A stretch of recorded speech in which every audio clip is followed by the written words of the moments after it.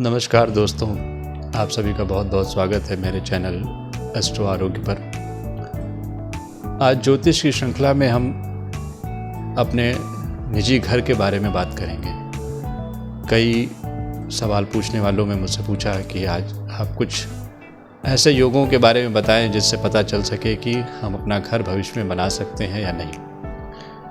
ये हर व्यक्ति के मन में एक इच्छा होती है, जो भी कमा रहा है, जो भी व्यक्ति किसी न किसी काम में लगा हुआ है, उसके मन में एक इच्छा ज़रूर होती है कि मैं अपना एक निजी घर बना सकूं। तो आज इसी विषय को हम चर्चा में लेते हैं और डिस्कस करेंगे कि आखिर कौन कौन से ऐसे प्लैनेट्स हैं जिनके सपोर्ट से हम अपना घर स्वयं बना सकते हैं, अपने घर का निर्माण कर सकते हैं। तो सबसे पहले बात शुरू होती है 4th हाउस से। 4th हाउस को ज्योतिष में चौथे घर को अपना निजी मकान घर माना गया है। तो शुरुआत वहाँ से होती है, लेकिन केवल चौथा घर ही उसके लिए रिस्पॉन्सिबल नहीं है। वो एक इंडिकेशन है, एक शुरुआत है, एक प्राइमरी कह सकते हैं कि एक इंडिकेशन देता है कि हाँ संभावना है या नहीं है। लेकिन सिर्फ चौथे घर के सपोर्ट से ऐसा हो पाना संभव नहीं है। मैंने बहुत सी ऐसी कुंडलियाँ देखी हैं जिनकी कुंडली में चौथा घर तो बहुत स्ट्रॉन्ग था, लेकिन 2nd और 11th हाउसेस बहुत सपोर्टिव नहीं थे। तो हुआ क्या, उन्हें पैतृक रूप से एक मकान मिल गया और बाकी पूरी ज़िंदगी उनकी उसी मकान में गुजर गई। वो अपने खुद की कमाई से घर नहीं बना सके। तो मैं यहाँ बात कर रहा हूँ उन योगों की जहाँ व्यक्ति अपने खुद की कमाई से घर बना सकता है। तो शुरुआत होगी 4th हाउस से। उसके बाद जो दूसरा घर उसमें इन्वॉल्व है, जिसकी ज़रूरत पड़ती है, वो है 9th हाउस। ऑफकोर्स 9th को एस्ट्रोलॉजी में हाउस ऑफ कंस्ट्रक्शन माना गया है, निर्माण का घर कहा गया है। हम जीवन में बहुत कुछ निर्माण करते हैं, उसमें घर भी एक चीज़ है। तो 9th हाउस का कनेक्शन अगर 4th हाउस से बन रहा है तो ये इस बात का स्ट्रॉन्ग इंडिकेशन है कि कहीं ना कहीं ये व्यक्ति अपना जीवन में छोटा या बड़ा कैसा भी एक घर जरूर बनाने में सक्षम होगा। तो पहला सबसे मोस्ट इम्पॉर्टेंट सपोर्टिव हाउस हो जाता है 9th, 4th के साथ साथ 9th। उसका एक रीज़न ये भी है कि कहीं ना कहीं घर बनाने के लिए हमें एक आप कह सकते हैं भाग्य की भी ज़रूरत पड़ती है। क्योंकि कई बार ऐसा होता है कि पैसा भी होता है, संसाधन भी होते हैं, लेकिन समय ही कुछ साथ नहीं देता और घर नहीं बन पाता। तो इसलिए भी 9th हाउस स्ट्रॉन्ग होना ज़रूरी है। तो 4th और 9th हाउस का कनेक्शन एक स्ट्रॉन्ग इंडिकेशन है। उसके अलावा जो दूसरा घर इसमें पिक्चर में आता है, जिसको ऐड ऑन करते हैं, वो है 6th हाउस। अब 6th को हम क्यों ऐड ऑन करते हैं? एक्चुअली अगर आप आज के दौर में देखें तो ज़्यादातर घर हम बैंक से लोन लेके ही बना रहे हैं। बैंक से या किसी वित्तीय संस्थान से लोन लेकर के ही हम घर बना रहे हैं। और 6th हाउस लोन का हाउसेस है, डेप्ट का हाउसेस है। तो कहीं ना कहीं जब 6th हाउस स्ट्रॉन्ग होता है और उसका भी कनेक्शन 4th हाउस से बनता दिखे, तो ये इस बात का इंडिकेशन है कि ऐसा व्यक्ति लोन ले करके या किसी भी फाइनेंशियल इंस्टीट्यूशन से लोन ले करके, सरकार से लोन ले करके अपना घर बनाएगा। इस बात का इंडिकेशन वो देता है। तो 3 चीज़ें यहाँ इन्वॉल्व हो गई, 4th हाउस, 9th हाउस और 6th हाउस। उसके अलावा 2 सेकेंडरी हाउसेस हैं जो लगभग जहाँ कहीं भी फिनेंशियल मैटर आ जाएगा उनका इन्वॉल्वमेंट हो ही जाएगा, जैसे 2nd house and 11th house. अब इनका इन्वॉल्वमेंट यहाँ इसलिए भी हो जाता है कि अगर आप देखें तो घर बनाने के लिए कहीं ना कहीं बैंक बैलेंस चाहिए, कहीं ना कहीं हमारे पास ऐसे इनकम होनी चाहिए कि अगर हम कोई लोन लेते हैं तो उसको रीपे कर सकें। 6 से लोन तो मिल गया, लेकिन रीपे भी कर सकें। तो एक स्ट्रॉन्ग इनकम बेस, एक ऐसा continuous income base, stable income base भी ज़रूरी है। तो दूसरे घर जो आ जाते हैं पिक्चर में हुए 2nd और 11th हाउस। हमारा बैंक बैलेंस भी स्ट्रॉन्ग होना चाहिए, क्योंकि कोई भी बैंक, कोई भी इंस्टीट्यूशन आपको 100% लोन नहीं देगा। कहीं ना कहीं कुछ ना कुछ पूंजी आपकी भी लगेगी। तो 2nd हाउस भी इन्वॉल्व होना चाहिए, स्ट्रॉन्ग होना चाहिए। 11th हाउस भी स्ट्रॉन्ग होना चाहिए, एक स्टेबल सोर्स ऑफ इनकम हो ताकि आप उस लोन को रीपे कर सकें। तो देखिए कैसे एस्ट्रोलॉजी में एनालिसिस ब्रॉडर सेंस में बदलती चली जाती है। एक शॉर्ट बात करें तो सिर्फ 4th हाउस घर बनाने के लिए जिम्मेदार है, घर को रिप्रेजेंट करता है, ठीक है। चंद्रमा और शुक्र उसके कारक माने गए हैं। तो इनसे बस ये 3 चीज़ें अगर आप देखें तो कही गई हैं। लेकिन जब आप उसको प्रैक्टिकल एप्लीकेशन में लेके आते हैं तो वहाँ 5 हाउसेज इन्वॉल्व हो जाते हैं, 6th हाउस भी इन्वॉल्व हो जाता है, क्योंकि कर्ज लेना पड़ सकता है। मैक्सिमम केसेस में लोग कर्ज लेकर ही घर खरीदते या बनाते हैं। 9th हाउस जो कि कंस्ट्रक्शन का हाउस है, हाउस ऑफ लक है, डिवाइन पावर का हाउस है, उसका इन्वॉल्वमेंट बहुत ज़रूरी है। उसके बाद 2nd और 11th दोनों ही स्ट्रांग होने चाहिए, तभी आप घर के बनाने के लिए आगे बढ़ सकते हैं, और बढ़ना चाहिए। अगर ऐसा नहीं है तो नहीं बढ़ना चाहिए। अगर 2nd और 11th हाउसेस कहीं कमज़ोर पड़ रहे हैं तो जो भी आपसे सवाल पूछ रहा है एज एन एस्ट्रोलॉजर, आपको बोलना चाहिए कि आप थोड़ा वेट करें, रुक जाएं, क्योंकि कहीं ना कहीं ऐसा हो सकता है कि आप लोन तो ले लें पर शायद रीपे ना कर पाएँ। हाँ, घर बनाने की प्रक्रिया बीच में ही रुक जाए। तो 5 घर इन्वॉल्व होते हैं। इन 5 घरों का प्रॉपर एनालिसिस होना चाहिए, उसके बाद ही ये प्रेडिक्शन दिया जा सकता है कि आप अपना घर बना सकते हैं या नहीं।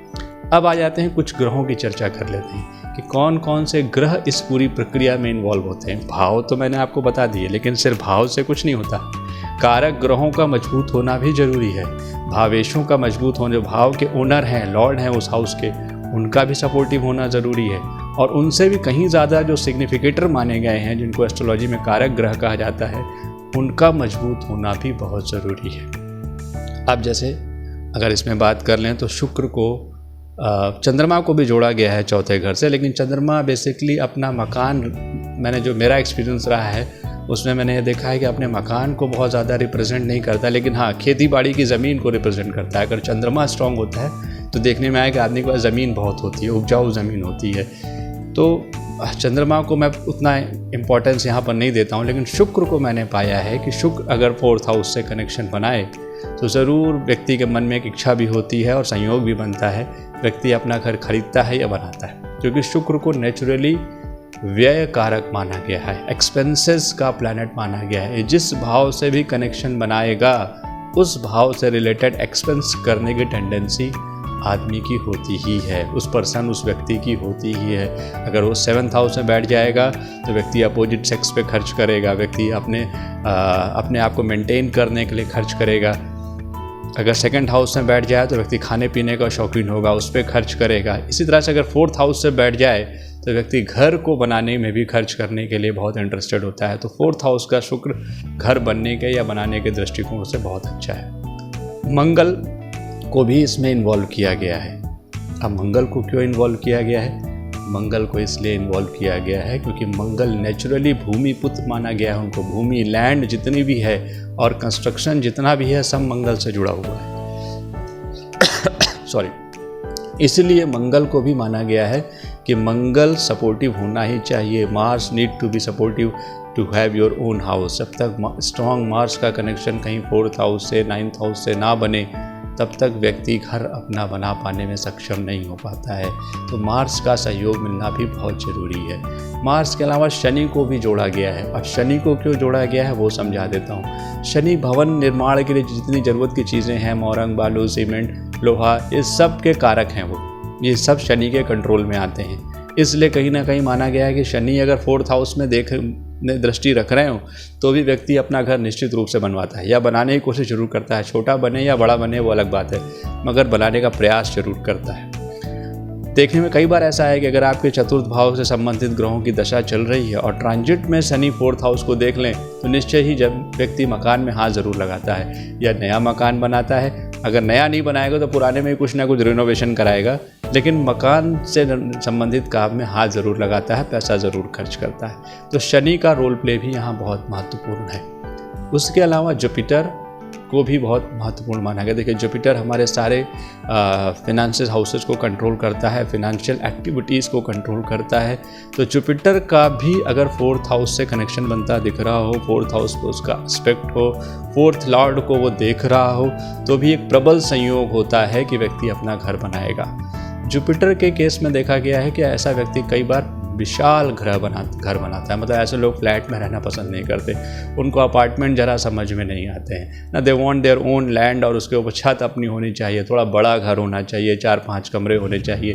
ज्योतिष शास्त्रों में तो यहाँ तक कहा गया है कि जुपिटर 4 मंजिला बड़ा मकान देता है, क्योंकि जुपिटर विशाल है, जो भी काम करता है बड़े पैमाने पर करना पसंद करता है। तो जुपिटर का अगर आप अपने घर की बात कर रहे हैं, यानी अपार्टमेंट्स की बात नहीं कर रहे हैं, तो जुपिटर का रोल प्ले और भी ज़्यादा बढ़ जाता है।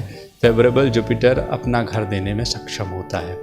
शुक्र को मैंने जो मेरे अनुभव में मैंने पाया है, शुक्र ज़्यादातर अपार्टमेंट्स की तरफ लोगों को प्रेरित करता है, क्योंकि शुक्र लग्जरीज का प्लैनेट है। उसको लग्जरियस हाउस चाहिए, बहुत बड़ा नहीं चाहिए, छोटा हो चलेगा मगर सारी लग्जरीज होनी चाहिए, बड़ा अट्रैक्टिव हाउस होना चाहिए। इंटीरियर डेकोरेशन पे बहुत काम करवाता है, उसको इंटीरियर्स पे बड़ा ध्यान रहता है कि छोटा घर हो लेकिन इंटीरियर्स टॉप क्वालिटी के होने चाहिए, बहुत ही अच्छा लुक आना चाहिए।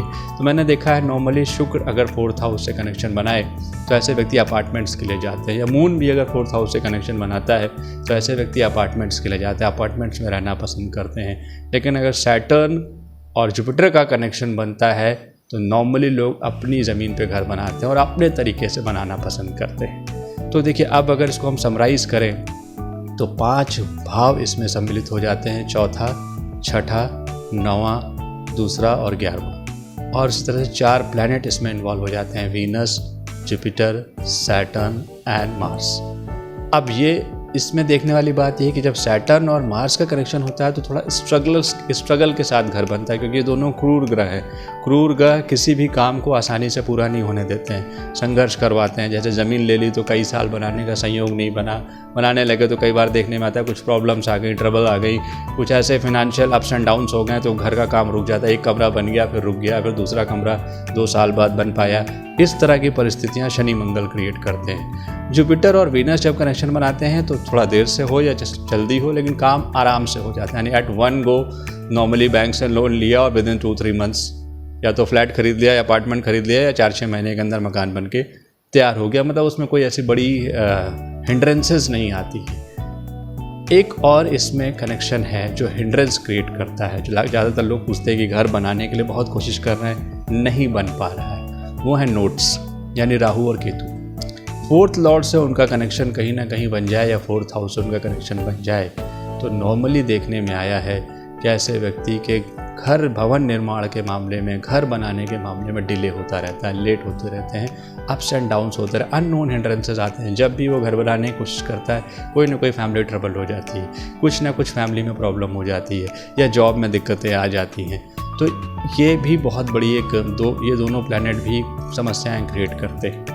तो ओवरऑल कुंडली में इन सारी चीज़ों को एनालिसिस करवा लेना चाहिए, देख लेना चाहिए। कुछ केसेस ऐसे भी देखने में आए कि घर बनाने के बाद लोग बहुत परेशान हो गए। घर बनाने से पहले अच्छा खासा चल रहा था, बढ़िया कमा खा रहे थे, अच्छी सब कुछ अच्छा चल रहा था। घर बनाया, प्रॉब्लम्स बढ़ गई, दिक्कतें बढ़ गई, फैमिली में ट्रबल्स होने लगे, कुछ ऐसे इंसिडेंट्स हो जाते हैं, एक्सीडेंट्स हो जाते हैं जो समझ से परे होने लगते हैं, दिक्कतें बढ़ जाती हैं। तो इसका कारण ये है कि अगर शनि राहु का प्रभाव 4th हाउस या 4th लॉर्ड पे बन रहा हो तो लोगों को घर बनाने के लिए जल्दबाजी नहीं करनी चाहिए। स्पेशली शनि राहु केतु अगर कहीं ना कहीं 4th लॉर्ड या 4th हाउस से कनेक्शन बना रहे हैं तो घर बनाने में जल्दबाजी नहीं करनी चाहिए। मेरे अनुभव में मैंने देखा है कि कई बार पैसा मिल जाता है, व्यवस्था बन जाती है तो लोग सोचते हैं लाओ घर खरीद लें, लेकिन वो उनके लिए बाद में पेनफुल एक्सपीरियंसेस लेकर के आता है। तो इसमें हाईली सजेस्टेबल है कि एटलीस्ट 36 ईयर्स ऑफ एज, यानी जो शनि की आयु मानी गई है, तब तक तो पैसा अगर हो, सारे संसाधन भी हों, तो भी घर नहीं बनवाना चाहिए। किराए के घर पे रहे, कहीं भी रहे, सुकून से रहेगा। लेकिन अगर वो जल्दबाजी में घर के लिए भागता है तो फिर बड़ी दिक्कतें आती हैं। तो शनि राहु केतु का प्रभाव है तो ये माना जाता है कि second half of the life है, यानी 36 ईयर्स के बाद का जो पीरियड है वही बेहतर है घर बनवाने के लिए। और घर भी कभी एट वन गो नहीं बनवाना चाहिए, उन लोगों को थोड़ा निर्माण करवाना चाहिए। अगर कई बार ऐसा मैंने देखा है कि पैसा रहा, सब कुछ रहा और एक बार में पूरा घर बनवा दिया, लेकिन बाद में दिक्कतें बढ़ना शुरू हो जाती हैं। तो शनि राहु केतु का संबंध अगर आपकी कुंडली में चतुर्थेश या चौथे भाव से है तो किसी अच्छे ज्योतिषी से सलाह लेकर विचार करके ही घर बनाना चाहिए। और बहुत सी बातें हैं जिनको हम फिर कभी चर्चा में लाएंगे। फिलहाल आज के लिए इतना ही रखते हैं, आगे फिर कभी किसी और अच्छे विषय पर आपसे मिलूँगा। तब तक के लिए नमस्कार दोस्तों।